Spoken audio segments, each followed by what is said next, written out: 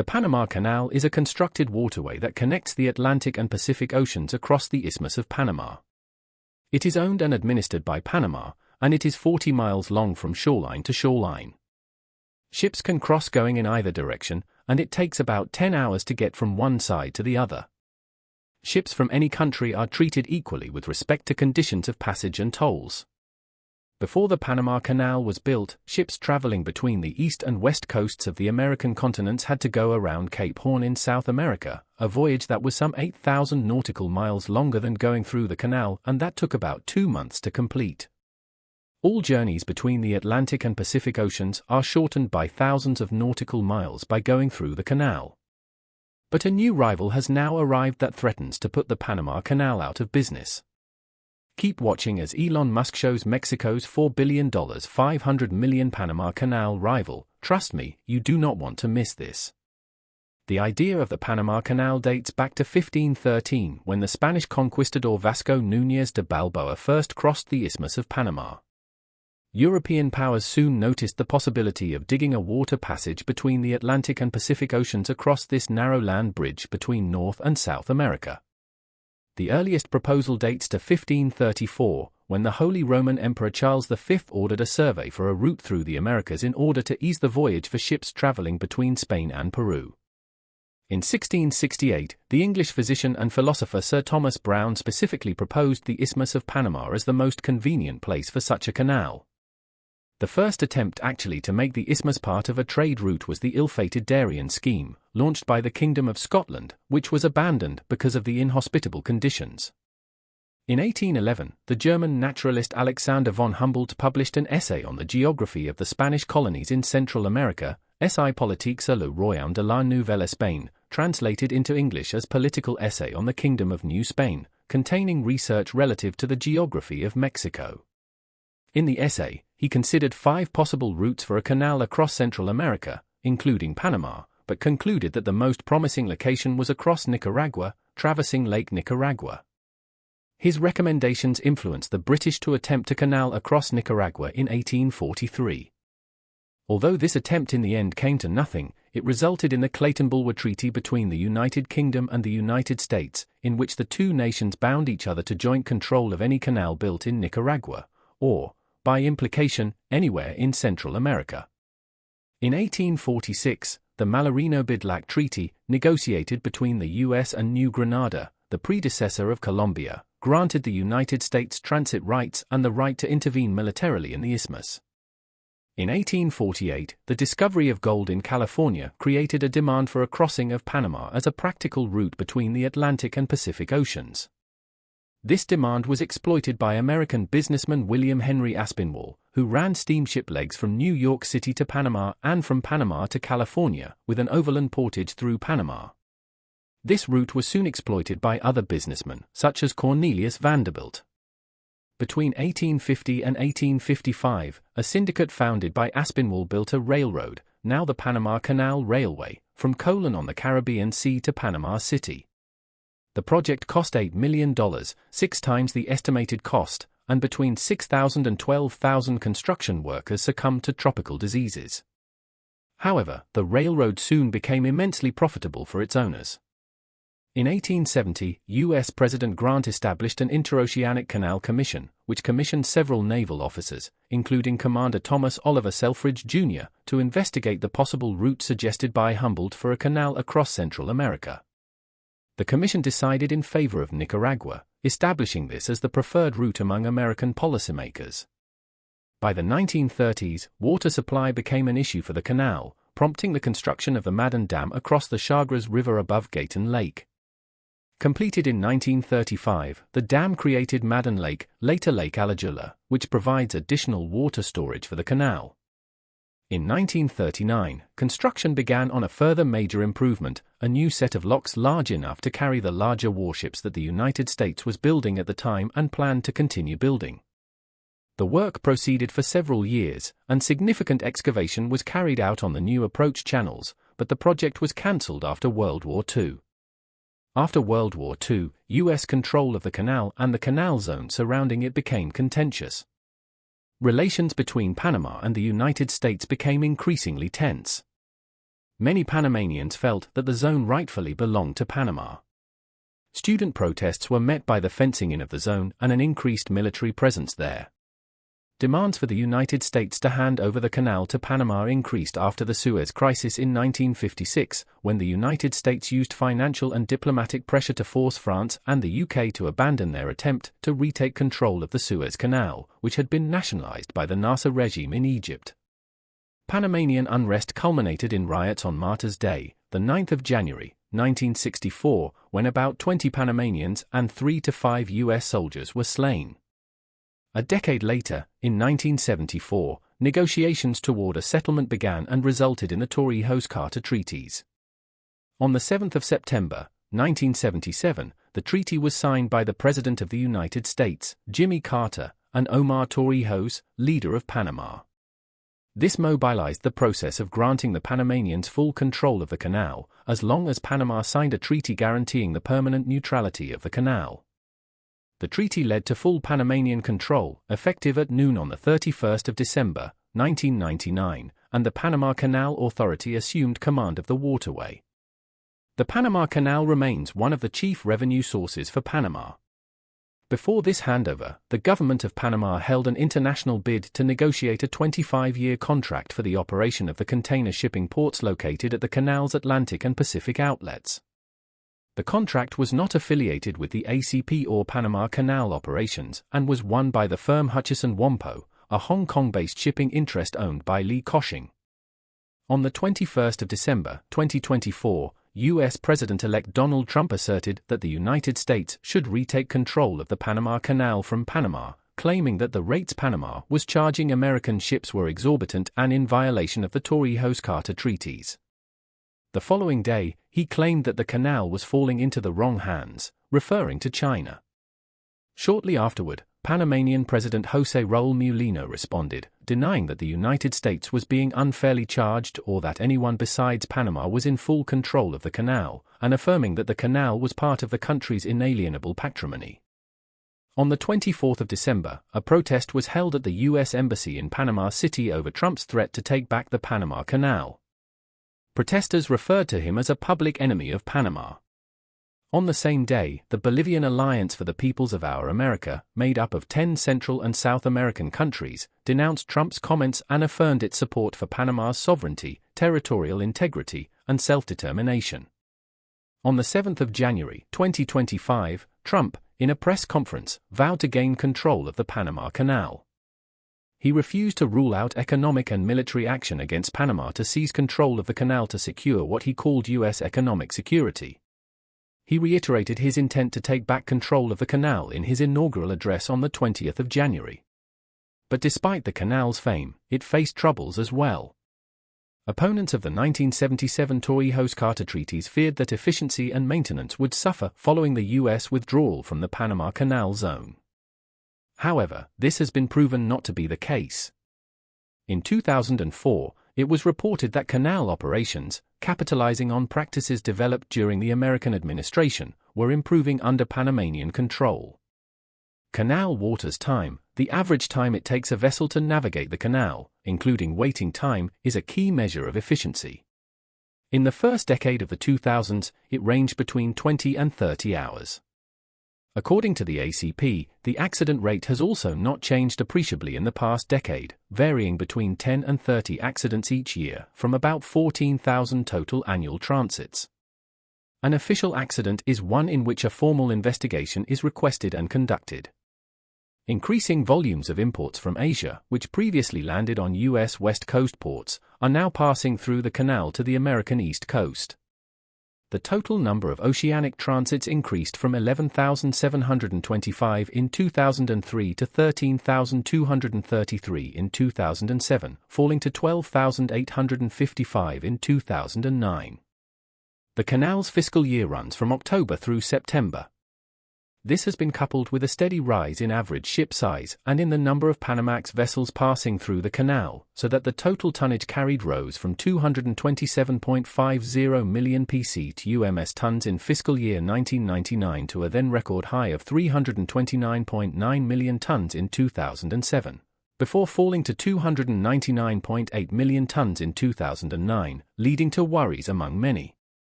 But it soon evened out. In the first decade after the transfer to Panamanian control, the Panama Canal Authority invested nearly $1 billion in widening and modernizing the canal with the aim of increasing capacity by 20%. The ACP undertook a number of major improvements, including the widening and straightening of the Culebra Cut to reduce restrictions on passing vessels, the deepening of the navigational channel in Gatun Lake to reduce draft restrictions and improve water supply, and the deepening of the Atlantic and Pacific entrances to the canal. This is supported by new equipment, such as a new drill barge and suction dredger, and an increase of the tugboat fleet by 20%. In addition, improvements have been made to the canal's operating machinery, including an increased and improved tug locomotive fleet, the replacement of more than 16 kilometers of locomotive track and new lock machinery controls. Improvements have also been made to the traffic management system to allow more efficient control over ships in the canal. In December 2010, record-breaking rains caused a 17-hour closure of the canal. This was the first closure since the U.S. invasion of Panama in 1989. The rains also caused an access road to the Centenario Bridge to collapse. Gatun Lake is filled with rainwater, and the lake accumulates excess water during wet months. For the old locks, water is lost to the oceans at a rate of 101,000 cubic meters per downward lock movement. The ship's submerged volume is not relevant to this amount of water. During the dry season, when there is less rainfall, there is also a shortage of water in Gatun Lake. As a signatory to the 2000 United Nations Global Compact and a member of the World Business Council for Sustainable Development, the ACP developed an environmentally and socially sustainable program for expansion, which protects the aquatic and terrestrial resources of the canal watershed. The expansion uses 3 water-saving basins at each new lock, diminishing water loss. It also preserves freshwater resources along the waterway by reusing 60% of water from the basins in the locks in each transit. The mean sea level at the Pacific side is about 20 centimeters higher than that of the Atlantic side due to differences in ocean conditions, such as water density and weather. The 2015 to 2016 fiscal year was one of the driest periods on record, restricting ship passage. The year 2019 was the 5th driest year in 70 years. Temperature rise has also caused an increase in evaporation. In normal times, 36 ships can transit the canal each day, but in early December 2023, ships were backing up because only 22 ships per day could transit due to low water levels. In January 2024, 24 ships per day were allowed to transit. With such troubles, the 100-year-old Panama Canal rival finally got the chance to shine, the Mexico-Panama rival. Elon Musk revealed that Mexico is constructing an interoceanic corridor railway to provide an alternative to the Panama Canal and ease international trade. The railway aims to alleviate the strain on the Panama Canal, which is struggling with low water levels due to a prolonged drought.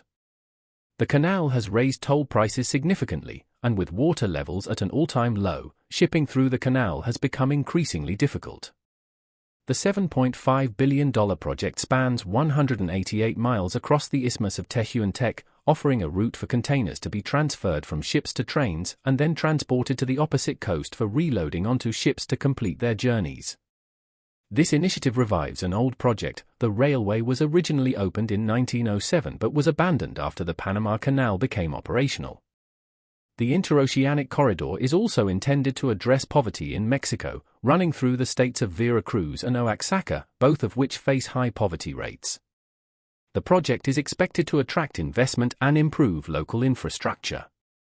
The railway will have 10 stops across the 2 states, with ports on both the Atlantic and Pacific coasts. The plan also includes the possibility of linking the corridor to the Tren Maya, extending the network to Cancun. The Mexican government has invested $6 billion in the project, with an additional $2 billion coming from private investors.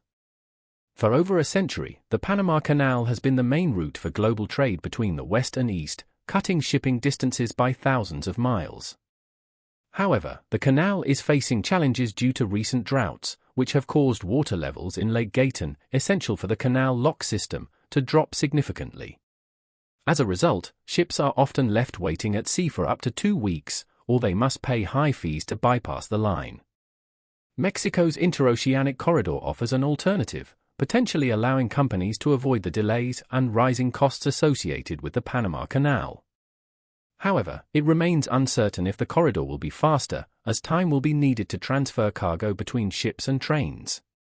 Additionally, trains cannot carry as much cargo as shipping vessels, which could limit the amount of goods transported by rail. In response to this new competition, the Panama Canal Authority stated, "This route remains the top choice for shippers because the Panama Canal offers expedited access to more than 180 maritime routes, connecting 170 countries via 1,970 ports. We are always monitoring potential projects that could compete with our route, but we remain confident in our service and are investing in strengthening our capabilities for the future." Despite these challenges, the interoceanic corridor is expected to ease the pressure on the Panama Canal, potentially handling around 5% of the cargo that would otherwise pass through the canal. Plans to connect these two oceans through the Isthmus of Tehuantepec had existed since the colonial period in the 16th century, with plans to build a canal or highway in the site being considered but never successfully executed. As early as the first half of that century, during the early years of the Viceroyalty of New Spain, now Mexico, the Spanish conquistador Hernán Cortés had already expressed his interest in creating communication between the two oceans in his letters to Charles I, Holy Roman Emperor. Though this doesn't necessarily mean he conceived the idea of using the isthmus for this purpose, the short distance between the two oceans in this area made the potential for such a project attractive to various global powers, including Spain, Britain, France, the Netherlands, and finally the United States. A canal would have saved cost and time, especially during the 19th century when the Cape Horn route was the only seaway to the other side of the Americas. Ships were frequently lost around the Horn. Alexander von Humboldt wrote in his political essay on the Kingdom of New Spain, published in 1811, that the Isthmus of Tehuantepec was ideal for the creation of a canal to connect the Pacific and Atlantic Oceans. He noted the proximity between the ports of Veracruz and Tehuantepec, finding that the isthmus between them was the narrowest point between the two oceans in New Spain. He also highlighted the closeness of the sources of the Coatzacoalcos and Chimalapa rivers, which discharge into the Gulf of Mexico and the Pacific Ocean, respectively. In the essay, he mentioned multiple points in the Spanish Americas where the two oceans could be connected, including the Isthmus of Panama, which belonged to the Viceroyalty of New Granada. He remarked that Vasco Núñez de Balboa had successfully crossed it as early as 1513, several years before Mexico was conquered by Spain. However, at the time of the essay's publication, no survey of the region nor the determination of its exact geographic position had been made, despite propositions dating back to 1528 suggesting the cutting of the isthmus and the joining of local river sources. Humboldt also remarked that Viceroy Juan Vicente de Guimes, the second Count of Revolutionize, had been occupied for a long time with the project of creating such a canal. Land-based roads had been opened in the isthmus since the late 18th century, establishing commercial communication between the two oceans. These roads were used to transport the most valuable of all known indigos, the indigo from Guatemala, then a kingdom belonging to New Spain, covering much of Central America and bordering Panama. Although Guatemala was part of New Spain, Humboldt noted that it depended very little on the Viceroy of New Spain. Goods such as cacao from Guayaquil, in modern-day Ecuador, then part of the Real Audiencia of Quito, were transported through these roads to Veracruz before being shipped to Europe. This route helped merchants avoid the dangers and difficulties of navigating Cape Horn. In his essay, Humboldt remarked on the natural beauty and rich resources of the Intendancy of Oaxaca, where Tehuantepec is located. He predicted that the port would one day become of great significance, particularly when navigation and the transport of Guatemalan indigo became more frequent along the Rio Coatzacoalcos. In 1774, Spanish authorities conducted geological research in the isthmus and, in 1814, issued a decree permitting the colony to create a canal. However, this would not take place until Mexico became independent in 1821. Shortly after independence, the Mexican government conducted its own surveys in the region, which led to proposals for the construction of a railroad. However, this was not realized due to Mexico's economic crisis during that period. Now, with drought conditions at the Panama Canal and conflicts in the Red Sea and other global shipping lanes disrupting trade, officials in Mexico predict a golden opportunity for the country's $2.8 billion Isthmus of Tehuantepec Interoceanic Corridor (CIT) project. This initiative is transforming the isthmus in southern Mexico, the shortest distance between the Gulf of Mexico and the Pacific Ocean in the country, into a 188-mile rail corridor. The corridor could handle up to 1.4 million 20-foot equivalent units, TEUs, annually by 2033. The project could transform the Isthmus of Tehuantepec into a hub for global trade. Mexican authorities said the Isthmus of Tehuantepec dry corridor offers a promising alternative to traditional routes like the Panama and Suez canals. Oliver Kleur, the Trade and Economy Director for the Mexican Embassy in Germany, recently blogged on LinkedIn that by leveraging its geographic advantage, Mexico has the potential to become a major logistics hub serving not only North America but the global economy. Kleur said investments in technology will be key to the CIT project's viability. The success of the project critically depends on the implementation of cutting-edge technology at the ports of Coatzacoalcos and Salina Cruz, as well as on the railways, Kleur said. This technology must be capable of handling and transporting an immense volume of containers efficiently, ensuring seamless movement between the ports. Achieving this goal requires collaboration between the government and the private sector. While Mexican authorities are optimistic about the CIT's prospects, global logistics operators are skeptical that it could ever replace or even compete with the Panama Canal, which handles about 14,000 vessels and 8 million TEUs annually. The challenge really is that the Panama Canal is about 50 miles long, and the railroad to get from the Pacific to the Gulf is around 200 miles, so it's a much longer track, said Pawan Joshi, Executive Vice President of Products and Strategy at E2 Open, in an interview with FreightWaves. Another challenge is how many containers the railroad can move. It's also about the ports on either end, whether they're able to unload those containers, and if they have the appropriate infrastructure, Joshi said. Austin, Texas-based E2 Open is a supply chain software provider. E2 Open's cloud-native global platform for supply chains connects more than 480,000 manufacturing, logistics, channel, and distribution partners in multi-enterprise networks, tracking over 15 billion transactions annually. Joshi said the CIT project could offer another option when global disruptions or droughts interrupt trade flows. At the least, it provides an alternative, and I think a lot of companies are looking to that, Joshi said. The Canadian Pacific Kansas City Southern Railroad is looking to start to invest some money on the Panama side to build more infrastructure and provide an alternative. Joshi added that for the CIT project to become a viable complement to the Panama Canal, Mexico, the US, and other countries need to cooperate and invest in technology, infrastructure, and planning in the region. I think there has to be coordination, not just with the Panama Canal authorities or the Mexican railroad authorities.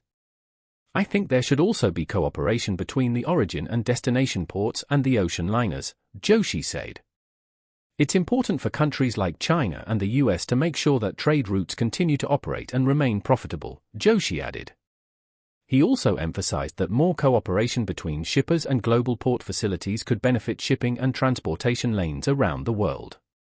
If I can take 10%, 15%, or 20% of the traffic that is going through the Panama Canal headed to Houston and actually move it intermodal using rail, by docking the ship in Long Beach and moving it over rail car, then all of a sudden the viability of the Port of Houston starts changing, Joy said. There's a lot of cooperation that is needed and coordination that is needed. I have a strong belief that if all the stakeholders come together, you will come up with a much better solution, a much more efficient, faster, effective, and much more profitable solution for everyone. But this wasn't the only possible solution. A third option was also under consideration.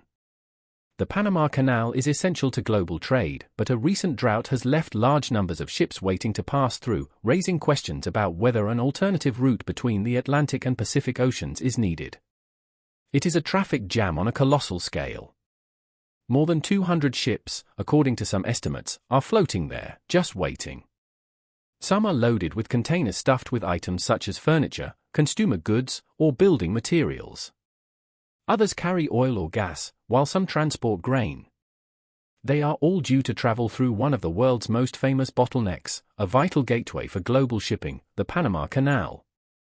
A highly unusual drought, right in the middle of Panama's supposed wet season, has lowered water levels in two reservoirs that supply the canal.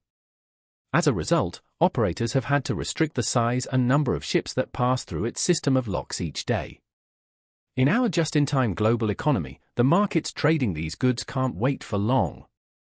An estimated $270 billion worth of cargo passes along the canal each year, en route to over 170 countries. Some ships have already chosen to take detours in a bid to avoid the delays. It's unprecedented and it's a cause for concern, says Michelle Wies-Bockmann, senior analyst at global maritime trade experts Lloyd's List Intelligence. The situation, she explains, could push up freight costs, especially for fuels such as liquefied natural gas, potentially affecting consumer prices. It's at times like this that old ideas tend to resurface. What if there were another way to get from the Pacific to the Atlantic via ship? In the early 1900s, the United States had two options: build a canal across Nicaragua or through Panama. The U.S. Senate voted for the Panama option. It was a relatively easy choice, the route was shorter, and unlike Nicaragua, there wasn't a string of active volcanoes in the way to contend with. And yet, the idea of a Nicaraguan canal has never gone away. Just a decade ago, a Chinese businessman championed a huge project that intended to build such a canal by the end of the 2010s. Despite much fanfare, it never materialized. But the crippling drought now affecting the Panama Canal, along with the threat of additional climate change-related water supply issues in the coming years, has prompted some to question whether a second canal in Nicaragua or routes through other nearby Central American countries might not be such a bad idea after all. It is technically feasible, says Jean-Paul Rodrigue at Hofstra University, who has studied the long history of discussions around building a Nicaraguan canal. But there are many obstacles. The problem is the distances involved are much longer, significantly longer, he says. Any such route would likely take the form of two canals linking Lake Nicaragua to the Pacific in the west and to the Atlantic in the east. One of these canals would be around 15 miles long, while the other, connecting to the Atlantic, would be even longer, around 60 miles. The Panama Canal, which itself comprises an artificial lake gate in its middle, has a total length of 50 miles. It lies along the Isthmus of Panama, the narrowest section of land that separates the Pacific Ocean from the Caribbean Sea and the Atlantic Ocean. So, what do you think about the new rival to the Panama Canal? Let us know your thoughts in the comments down below. For similar videos, subscribe to our channel Beyond the Legacy. Thanks for watching.